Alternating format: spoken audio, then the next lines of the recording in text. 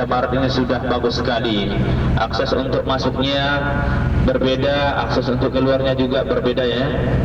Dan kemudian di samping kiri kita ada satu masjid namanya Masjid Hif. Masjid Hif, apa namanya? Masjid Hif.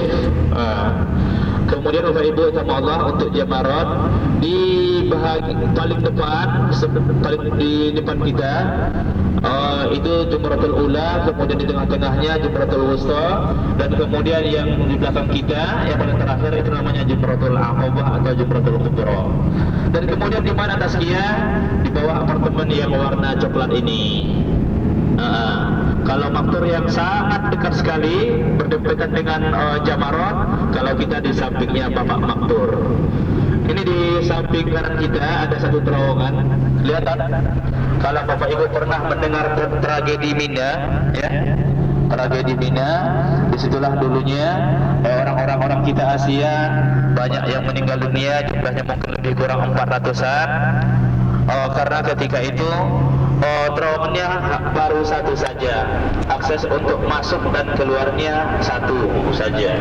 Jadi bayangin ketika itu, kalau seandainya kita hadir Bapak Ibu dalam satu terowongan, disitulah keluar dan masuknya. Masya Allah. Jadi tidak benar ceritanya kalau ada yang mengatakan ketika itu mati lampu. Tidak.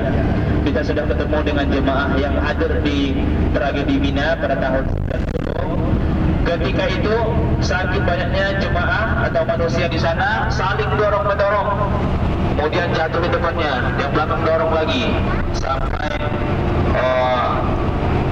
korban di sana itu lebih kurang 600-an, dan orang Asia tentunya yang paling banyak meninggal dunia di sana.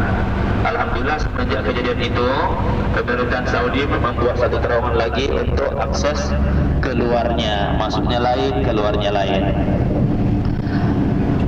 Kemudian Bapak Ibu Allah, kewajiban di Mina tentunya melaksanakan mabit di Mina dan melontar jumrah. Mulai jam berapa mabit di Mina? Mulai jam berapa?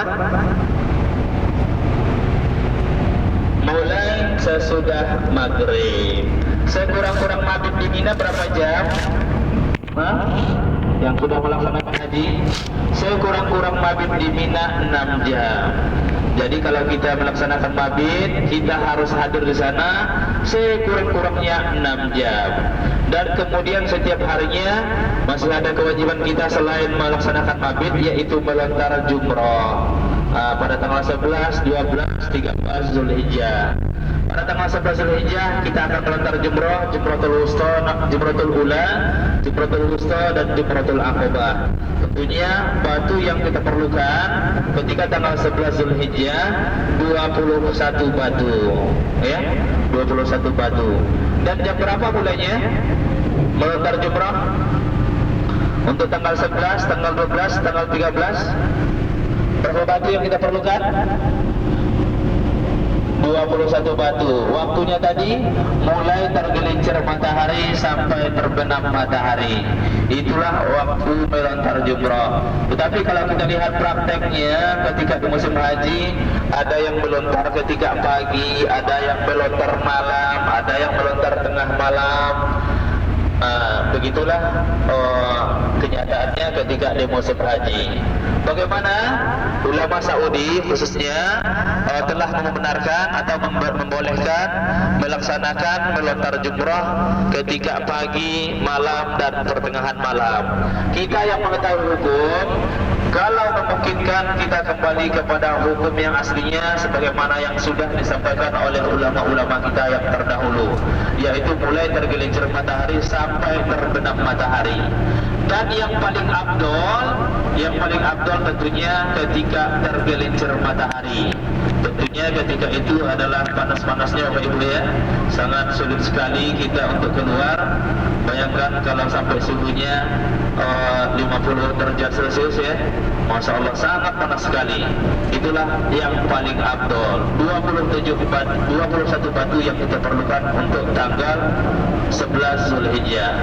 Tanggal 12 Zulhijjahnya juga seperti itu, 21 batu lagi. Tanggal 13 juga seperti itu, 21 batu lagi.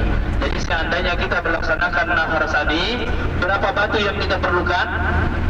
Semuanya 70 butir batu. Seandainya kita melaksanakan nafar awal, berapa batu yang kita perlukan? 49 batu. Kalau kita melaksanakan nafar awal 49 saja. Dan kemudian Bapak Ibu, bagaimana cara melontar jumrahnya? Ketika kita memegang batu, apakah ketika kita mau melontar jumratul ula kita melontar 7 sekaligus? Bagaimana? Jadi caranya bagaimana?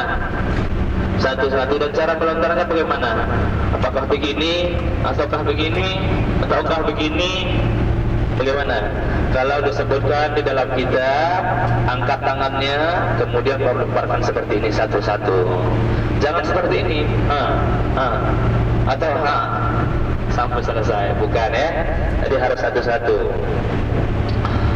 Itu saja pelaksanaan untuk melontar Jumratul Aqabah.